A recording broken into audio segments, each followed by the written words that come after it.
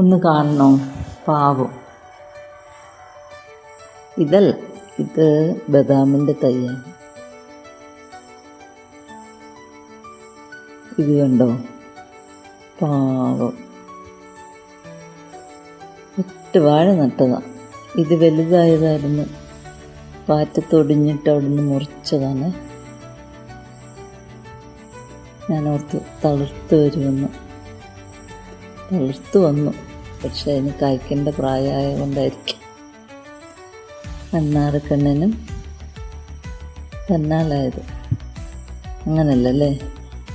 നാളെ ഇവിടെ വായിച്ചതാണ്. കൊല്ലാം, പക്ഷേ തോൽപ്പിക്കാനാവില്ല. അതാണ് ചെയ്യുന്നത്.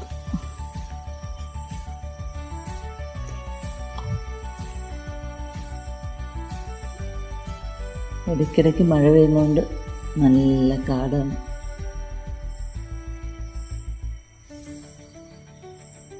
ഇതാണ് ആദ്യം കഴിച്ചത്. എൻ്റെ കൂമ്പ് മുറിച്ചു. അപ്പോൾ ശരി, ശുഭദിനം.